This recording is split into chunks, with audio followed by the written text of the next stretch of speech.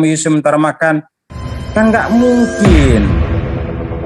Yang ditulis itu cuma yang penting. Apa yang diajarkan Yesus itu yang ditulis.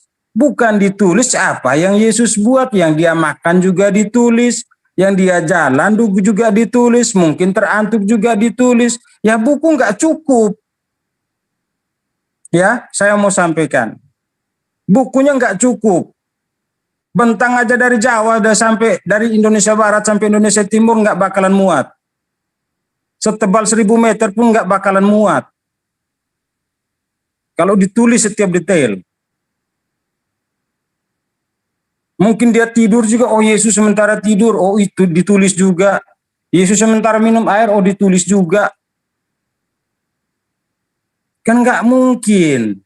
Yang ditulis itu apa yang kata-kata yang dikeluarkan oleh Yesus. Itu mengajarkan tentang kebenaran.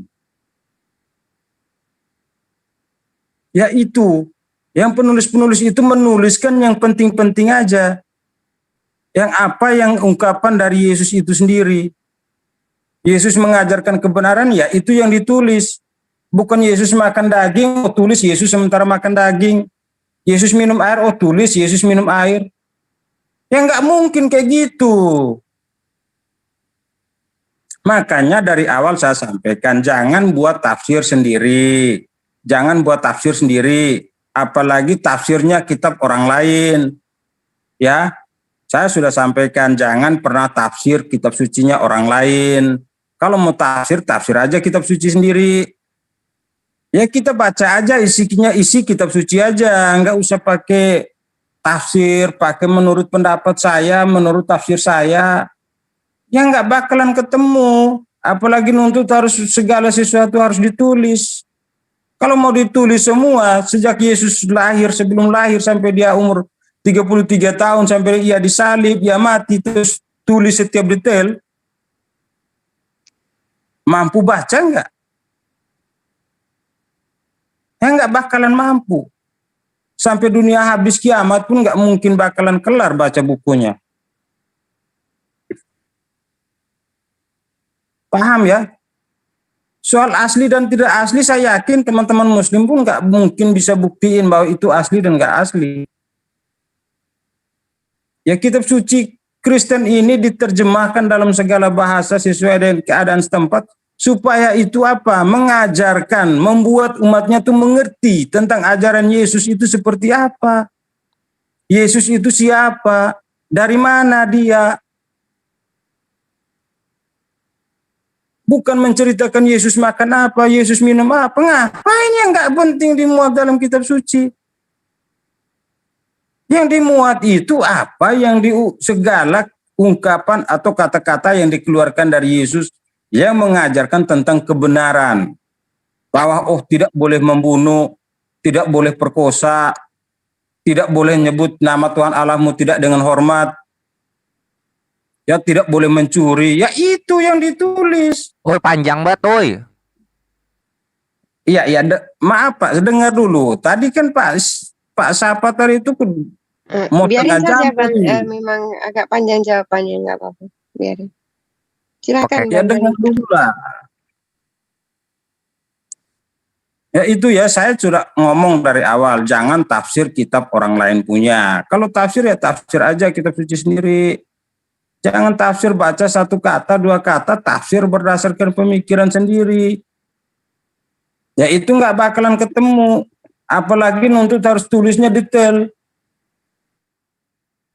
Lu kalau mau tulis detail ya dari tahun. Kalau mau baca pun sampai dunia kiamat nggak kelar-kelar. Bukunya juga mungkin satu bumi nggak kuat untuk nampung. Itu aja ya. Terima kasih, saya kembalikan. Baik, makasih Bang. Jadi benar apa yang sudah ada, sisi kebenaran yang Anda sampaikan. Namun hari ini kita tidak sedang membahas tentang poin itu. Yang kita bahas adalah keotentikan para penulis terhadap buku yang dia tuliskan, terhadap sumber. Kan begitu. Kan katanya gini, akulah jalan, akulah keselamatan, akulah hidup. Tidak ada yang sampai kepada Bapa tanpa melalui aku. Konon ceritanya gitu. Berarti satu-satunya sumber pengajaran kalau kita orang benar, harus mengacu kepada mulutnya Yesus. Karena dialah jalan, dialah keselamatan, dialah hidup. Sama seperti kami di dalam ajaran agama Islam. Ketika Rasulullah Muhammad SAW bercerita tentang dirinya, bercerita tentang keselamatan, ya, bahwa keselamatan manusia itu harus kemudian mengikuti dia, maka kami harus mencari dan memahami bahwa segala aspek yang menjadi unsur penguat di dalam iman Islam itu semua harus bersumber dari Rasulullah Muhammad SAW. Qul in kuntum tuhibbunallah fattabi'uni yuhibbukumullah wa yaghfir lakum dzunubakum wallahu ghafurur rahim. Kalau kau cinta kepada Allah, pencipta langit dan bumi, apa kata Rasulullah? Dalam Al-Qur'an ini diterangkan, diperintahkan oleh Allah, "Qul," katakan kepada manusia, wahai Muhammad, jika engkau ingin diselamatkan, dosamu diampuni, semua amal kebajikanmu diterima oleh pencipta langit dan bumi, maka perintahkan kepada mereka untuk mengikutimu. Maka dosa-dosa mereka akan aku ampuni. Maka kami kemudian mencari pola, hadits harus bersumber kepada beliau yang diikuti. Al-Quran harus berpola kepada dia yang diikuti. Nah, Yesus pun mengatakan hal yang sama. Aku tidak berkata-kata dari diriku sendiri. Berarti muatan, manifestasi, ya, intisari dari keselamatan yang Yesus ajarkan adalah yang terurai dari lisannya. Aku tidak berkata-kata dari diriku sendiri. Apa yang aku katakan adalah apa yang diperintahkan untuk aku sampaikan dan aku katakan. Berarti orang yang berakal ketika menjadi pengikut Yesus kudu wajib hukumnya apa yang terlontar dari lisan Yesus itulah kemudian yang harus diimani. Nah, oleh karena itulah kemudian harus dicari, harus ditahu pernyataan-pernyataan yang datang dikabarkan dalam sebuah buku, apa betul bersumber dari lisannya sang juru selamat atau tidak. Nah, Al-Quran menerangkan begini. Bismillahirrahmanirrahim. Ya ayyuhalladzina amanu in ja'akum fasikum binaban. Ya. Fatabayyanu antusibu qauman bijahalati fatusbihu ala ma fa'altum nadimin. Wahai orang-orang yang beriman, ya ayyuhalladzina amanu in ja'akum fasikun. Jika seseorang yang fasik datang kepadamu, lalu kemudian apa yang dilakukan? Binaba'in fatabayyanu, ya, maka diperintahkan ketika orang fasik datang kepadamu membawa sebuah berita, maka telitilah kemudian kebenarannya. Teliti kebenarannya. Agar kamu tidak mencelakakan suatu kaum karena kebodohan atau karena kecerobohan. Yang akhirnya kamu menyesali perbuatan itu. Jadi kalau ada pemberitaan yang datang, Al-Quran memberikan kaidah. Teliti kebenarannya. Apakah itu benar? Contoh misalnya. Dengan matinya Yesus di tiang salib, maka kita dimerdekakan dari kita dimerdekakan dari hukum Tuhan berupa Torah dan kemudian kita dibebaskan dari kuk penghambaan. Apakah ini betul? Kalau ada pemberitaan seperti itu, apakah ini betul? Kalau dikatakan betul, ilmu apa yang Anda gunakan untuk mengatakan bahwa itu betul? Kaidah apa yang Anda gunakan sehingga Anda mengatakan pernyataan Paulus itu betul? Ilmu apa, disiplin ilmu apa yang kemudian Anda jadikan sebagai dasar untuk mengatakan bahwa pernyataan Lukas itu betul? Sekedar hanya mengimani saja. Bagaimana kalau salah? Bagaimana kalau tidak benar? Bagaimana kalau ternyata Yesus tidak mengajarkan itu? Maka celakalah kemudian kita. Begitu juga Islam. Makanya di Islam itu ada yang dikatakan ilmu sanad. Dan alhamdulillah, ilmu sanad ini hanya ada di dalam Islam. Tidak ada agama di atas muka bumi ini selain Islam yang memiliki kemudian tradisi ilmiah berupa ilmu sanad. Apa ilmu sanad itu? Apa ilmu sanad itu?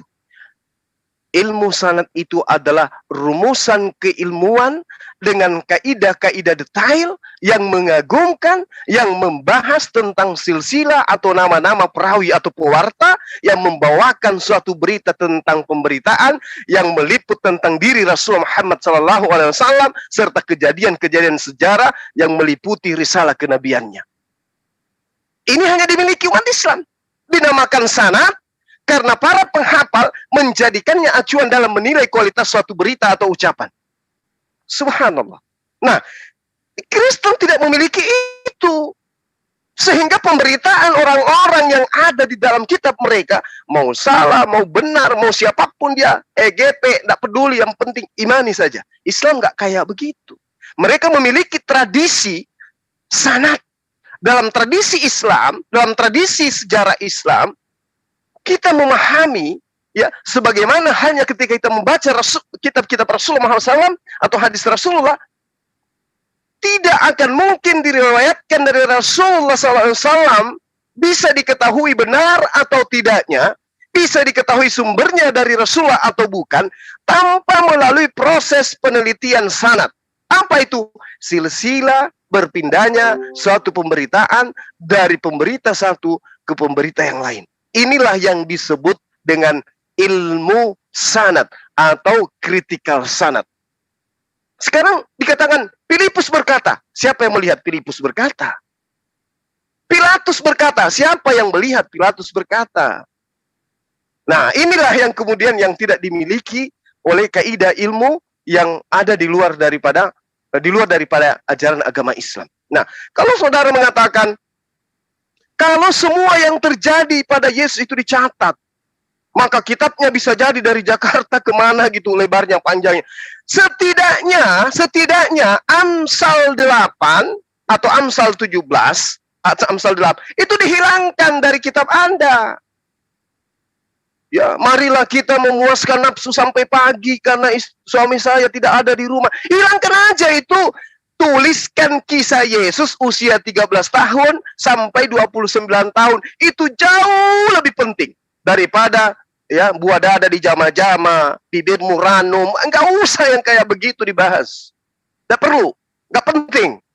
Yang lebih penting itu apa yang Yesus lakukan usia 13 tahun sampai 29 tahun. Ya, menikahkah dia, jadi tabibkah dia, bermukjizatkah dia, jauh lebih penting. Nggak usah ditulis semua. Yesus metik daun, Yesus bersin, Yesus batuk, Yesus ngopi bersama dengan teman-teman. Nggak usah yang kayak begitu. Tapi yang berlandaskan terhadap kaidah-kaidah agama, yang fungsinya adalah merupakan sebuah penopang kehidupan dalam kemaslahatan manusia, itulah yang dicatat. Jangan yang jama-jama yang dibahas di situ, nggak usah. Kalau memang alasan karena terlalu panjang kalau dicatat semua, maka tolong yang lainnya yang tidak rasional itu, ya, yang tidak masuk akal itu nggak usah dicatat. Kalau kaidah kebenarannya mau didudukkan pada porsi yang sesungguhnya. Nah, sedikit lagi saya tambahkan.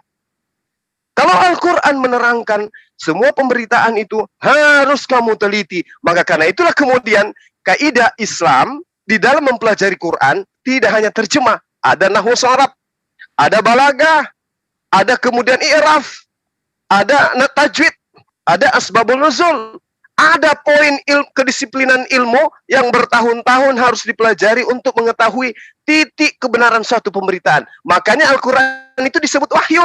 Makanya tadi saya marah. Ada orang Kristen bernama Wahyu. Dikiranya wahyu itu ketika dia sudah mendengar pemberitaan, wah itu wahyu. Dia menuliskan berdasarkan saksi, oh itu wahyu. Begitu ditanya, saksi siapa? Ya nggak tahu. Yang jelas banyak saksinya. Ya usah banyak. Sebutkan siapa saksinya satu orang. Enggak ada disebutkan namanya, Pak. Tapi banyak yang menyaksikan. Lah, itu pemberitaan hoaks namanya.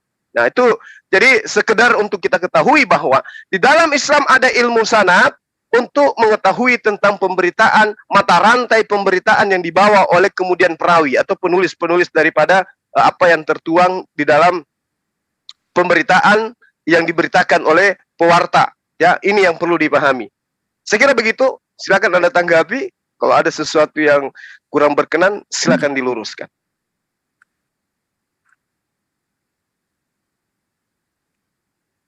Sudah, Pak, ya? Ya. Oke.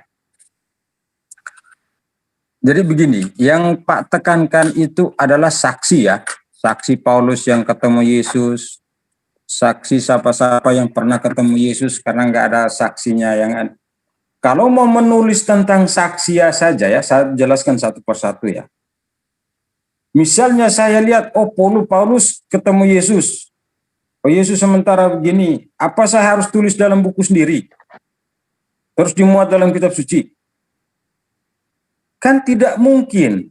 Itu yang pertama. Yang kedua, bahwa harus cari tahu asal muasalnya itu Alkitab atau kitab suci.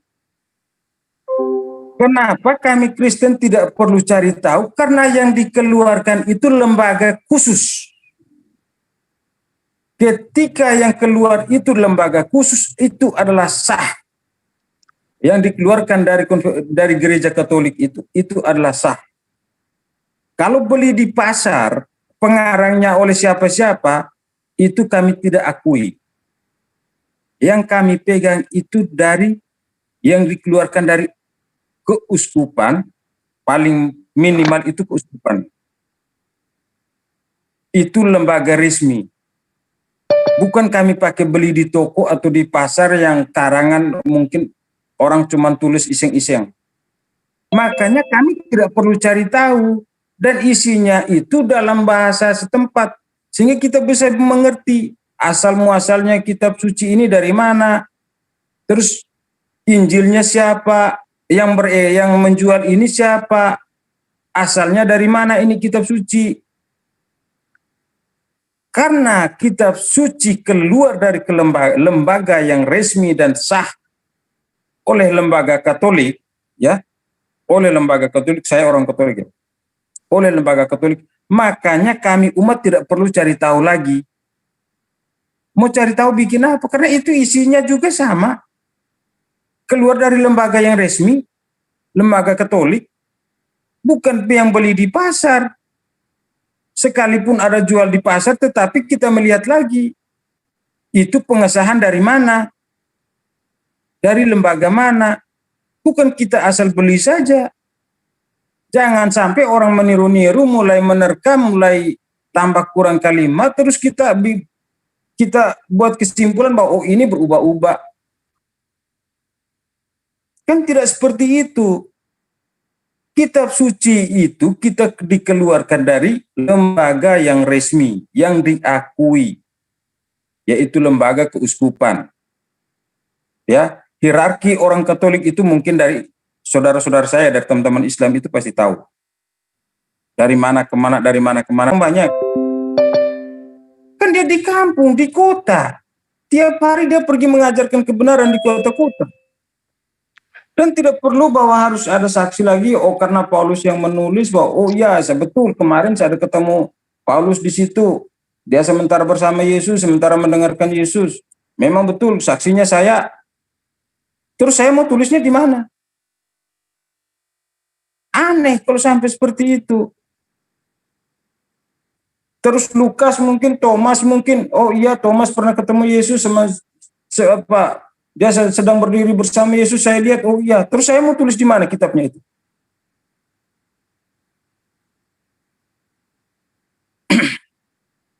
Jangan bangun persepsi yang menurut kita ya Pak ya. Saya mengajak jangan bangun persepsi yang menurut kita bahwa itu karena tidak detail, tidak dicari tahu. Bukan karena tidak dicari tahu bahwa itu palsu. Ya, karena tidak dicari tahu bahwa itu cerita fiktif. Sekarang kalau saya mau tanya ya, minta maaf ya, di saat Muhammad ya lahir itu Pak memang sudah ada di situ? Tidak kan? Pak kan lahir mungkin tahun 78, 79. Kan kita cuma baca yang sudah ada. Ya sama dong dengan Kristen juga begitu, baca yang sudah ada, yang dikeluarkan dari lembaga resmi. Kalau mau cari tahu lagi berarti Pak belum yakin dengan Pak punya kitab suci. Pak belum yakin dengan lembaga resmi yang dari Islam itu yang bisa mengeluarkan itu kitab suci. Atau Pak harus cari tahu lagi asal muasal ini Al-Quran ini dari mana, hadis ini dari mana. Berarti Pak sendiri meragukan tentang Al-Quran. Karena Pak harus cari tahu asal-muasalnya, sumbernya. Jangan sampai lembaga Pak sendiri juga Pak tidak yakin. Ya mungkin kira-kira begitu ya Bu ya. Pak ya. Iya. Saya sekian dulu. Baik, makasih. Jadi sekali lagi saya katakan bahwa saya menghargai upaya saudara ya untuk kemudian memberikan satu masukan kepada kita terkait kriteria sebuah kitab dianggap sebagai kitab suci umat beragama. Nah, kalau kemudian saya belajar Quran, apakah berarti saya ragu terhadap Al-Quran? Bisa jadi iya. Bisa jadi iya. Tapi setelah saya belajar Al-Quran, keraguanku itu kemudian pupus. Hilang ditelan kebenaran Al-Quran. Oleh karena itulah kemudian saya ingin mengatakan bahwa tradisi yang digunakan di dalam pewahyuan Al-Quran dari malaikat Jibril kepada baginda Rasul Muhammad SAW, kedudukan daripada baginda Rasul Muhammad SAW, dia adalah sebagai nabi, pengantar berita langit kepada manusia. Kemudian Yesus juga adalah manusia yang kemudian dianggap Tuhan oleh para teman-teman Kristen, yang juga adalah pengabar kebenaran kepada manusia. Berarti ada dua kabar. Kabar yang bersumber dari Rasul Muhammad SAW, kemudian ada kabar yang bersumber dari Yesus. Terlepas sebenarnya kabar ini, baik yang dari baginda Rasul Muhammad SAW ataupun yang berasal dari Yesus, terlepas dari benar atau tidaknya, yang menjadi poin dialog kita pada malam hari ini, benarkah Al-Quran, benarkah hadits itu bersumber muaranya dari baginda Rasulullah Muhammad SAW, dan benarkah kemudian Bible Perjanjian Baru muaranya berasal dari Yesus. Kebenaran apapun yang muncul kemudian di dalam kitabnya teman Kristen, kalau kemudian tidak pernah berasal dari Yesus, maksudnya tidak nyampai pemberitaannya kepada Yesus, maka diragukan. Begitu juga Al-Quran. Begitu juga hadits. Oleh karena itulah kemudian kita nggak boleh mengatakan, oh itu kan sudah diputuskan sama lembaga-lembaga, udah diputuskan sama orang-orang terdahulu. Nggak bisa kayak begitu. Itu berarti intinya kita hanya imani saja. Sementara kalau kita melihat di dalam Kisah Para Rasul 8, nomor 12, nomor 3, nomor 5, nomor 4, nomor 35 dan seterusnya.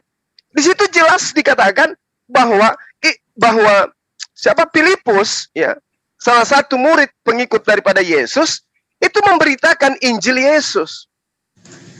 Ada nas yang ia beritakan yang kemudian dikatakan sebagai nas yang diberitakan berkesesuaian dengan Injilnya Yesus. Nah, kalau begitu berarti Filipus ini mengajarkan, memberitakan Injil Yesus kepada orang-orang Yahudi. Pertanyaannya kemudian, kalau dikatakan bahwa Filipus ini adalah pengikut Yesus, Filipus ini adalah orang yang pernah dialog dengan Yesus, Filipus ini adalah orang yang pernah didatangi oleh Roh Kudus, malaikat, karena diceritakan di situ dia didatangi malaikat, kemudian Filipus ini memberitakan tentang berita yang dari malaikat yang diterimanya dari Roh Tuhan. Lalu mana Injil Filipusnya? Kemana Injil Filipus ini? Kenapa yang ada justru Injil Lukas yang konon ceritanya tidak pernah diberitakan bertemu dengan malaikat bersama dengan Yesus?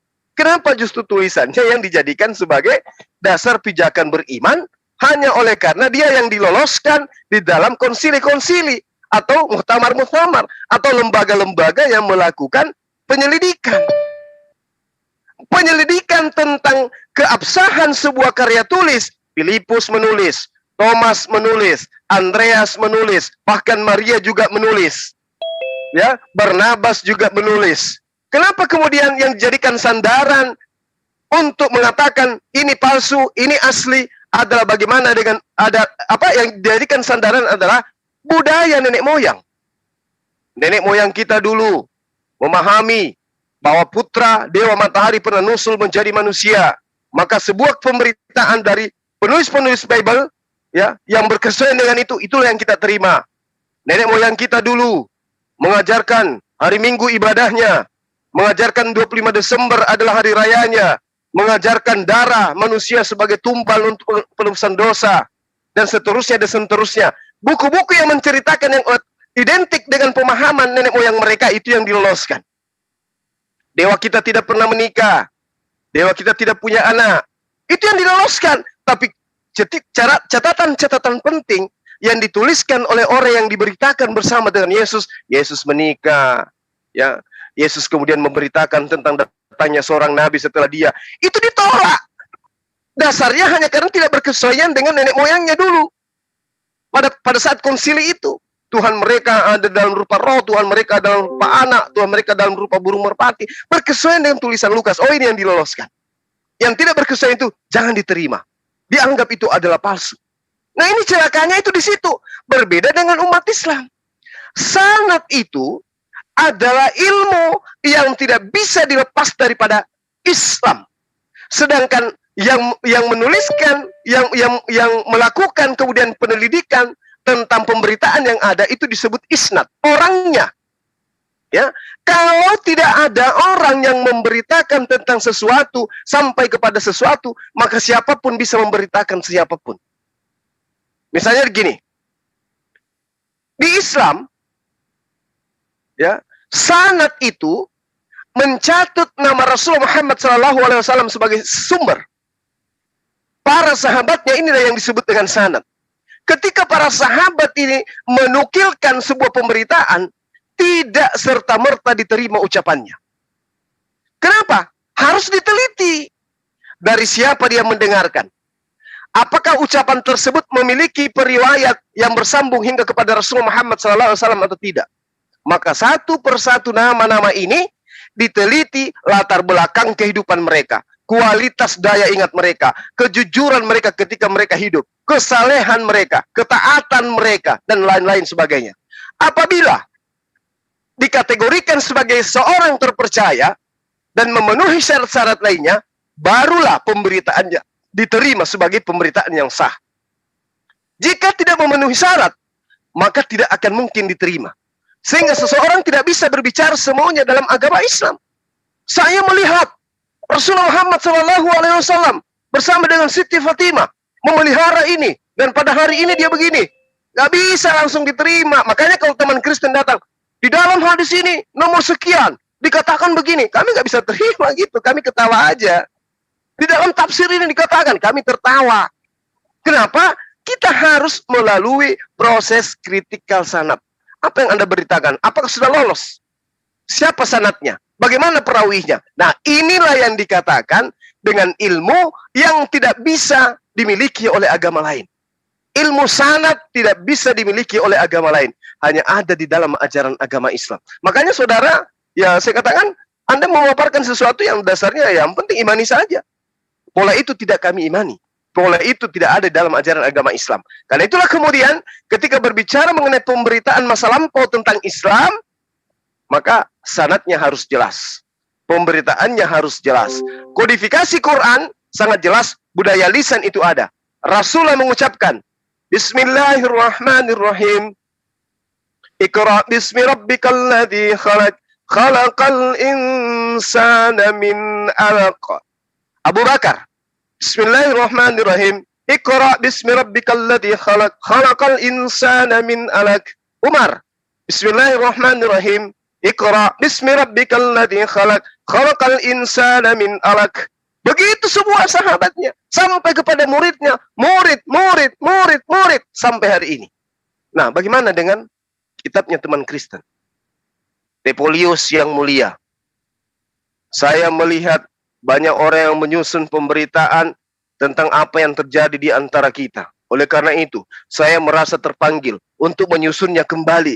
Halo? Apa ini? Apa yang dilakukan oleh Lukas ini? Sedang apa dia? Baca puisi kah? Baca riwayat kah? Baca firman Tuhan kah? Atau dia lagi sedang menggarang? Nah, ini penting. Kenapa? catatannya kemudian dianggap sebagai firman Tuhan. Nah, kembali kepada Yesus. Pernahkah Yesus mengatakan, Tepolius yang mulia? Sementara Yesus sendiri mengatakan, aku tidak berkata-kata loh dari diriku sendiri. Tapi apa yang dilakukan oleh Lukas?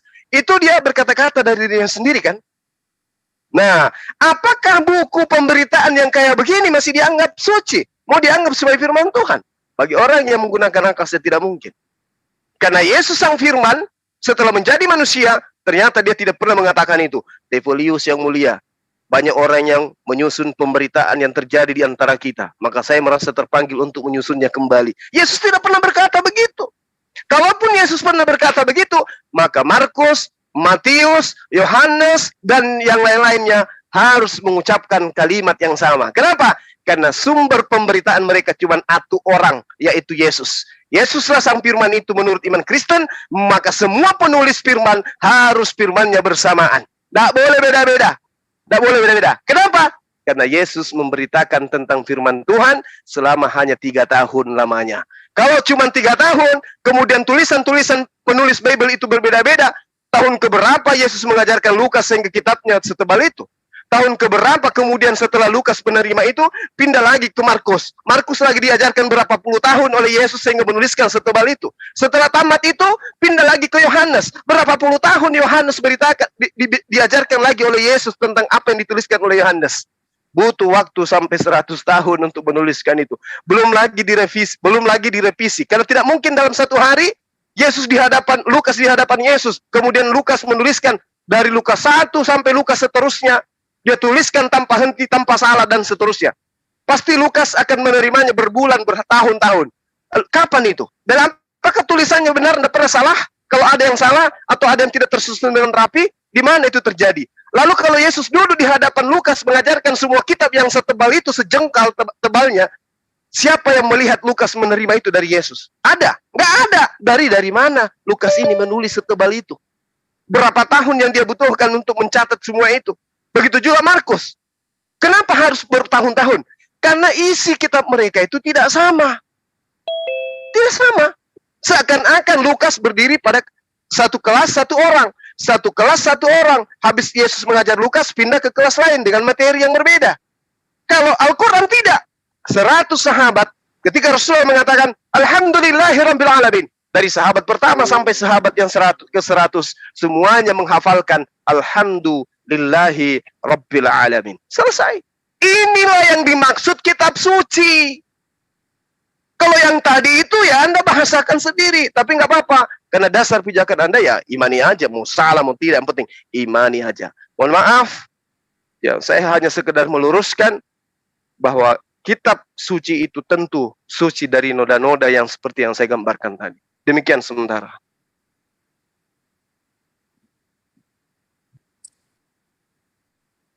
Sudah ya Pak ya? Silakan Pak. Ya, itu kan menurut Pak wajar. Ya, itu menurut saya. Ya. Karena Pak tidak mengimani, makanya apa yang Pak katakan itu berdasarkan pemahaman Pak ya pas. Kalau Pak seiman dengan saya, baru saya bisa bantah. Tapi itu kan pemahaman Pak, ya silakan. Itu benar menurut Pak. Itu yang pertama. Yang kedua, ketika saksi-saksi juga harus menulis, ya, saksi-saksi harus menulis, terus Matius, Markus, Lukas harus berapa tahun, siapa yang bilang bahwa itu semua itu isinya yang berbeda? Isi apa yang ditulis itu ada yang sama, ada yang menceritakan kejadian yang sama dari keempat ini. Ada pula yang berbeda sesuai saksi mata dan situasi saat itu. Tapi kalau Pak bilang bahwa, oh satu Lukas isinya sendiri, Matius sendiri, Petrus sendiri, terus yang lain-lain sendiri-sendiri. Kalau semua orang menulis tentang kisah Yesus, 1000 orang pun, jangankan 1000 orang. Di zaman Yesus lahir itu, ratusan juta orang juga pasti akan menulis tentang kesaksian itu. Ketika termuat dalam satu buku, saya yakin tidak akan muat. Kalau semua harus menulis tentang Yesus. Makanya tokoh-tokoh Katolik melihat kembali dari sekian banyak yang menulis itu. Diteliti kembali kebenarannya itu. Kalau semua maunya ditulis, masukkan semua dalam buku, 1.000 orang yang menulis buku dan masukkan dalam satu buku, Pak, baca setahun belum kelar, Pak.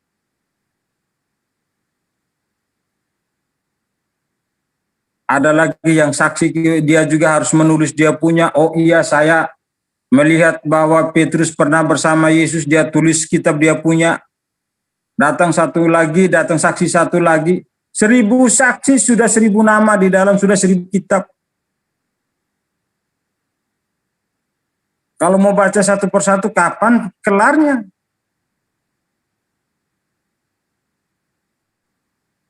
Ya seperti itu ya Pak, saya tidak membantah karena itu Pak punya pemahaman, pentafsiran, saya tidak bisa memaksa bahwa Pak harus yakin, itu tidak. Itu haknya Pak karena Pak tidak seiman dengan saya.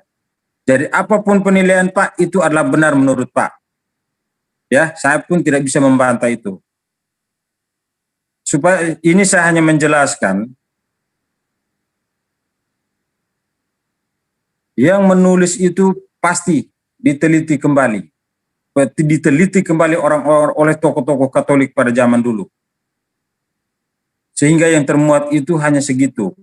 Kalaupun saya harus dipaksakan semua orang yang saksi mata harus menulis, saya yakin Pak, buku setingginya 100 meter nggak muat karena saksinya banyak. Apalagi di saat dia naik ke surga, itu saksinya 4.000 orang. Terus dari 4.000 orang dia harus menulis bahwa ini hari Yesus naik. Berarti 4.000 lembar. Itu yang perlu disiapkan. Terus Yesus memberi makan 5.000 orang. Bahwa masing-masing orang harus menulis bahwa Yesus hari ini memberi makan 5.000 orang. Itu sudah berapa Pak? 4.000 tambah 5.000 sudah 9.000. 9.000 belum lagi tambah lagi yang lain-lain. Dengan jutaan, kalau masukkan dalam satu buku, nggak cukup Pak. Satu orang nggak bisa pikul. Tronton pun teriak dia. Nggak mungkin dia muat itu buku. Paham ya Pak ya? Iya. Jadi apa menurut tafsiran Pak itu benar, saya tidak bisa bantah.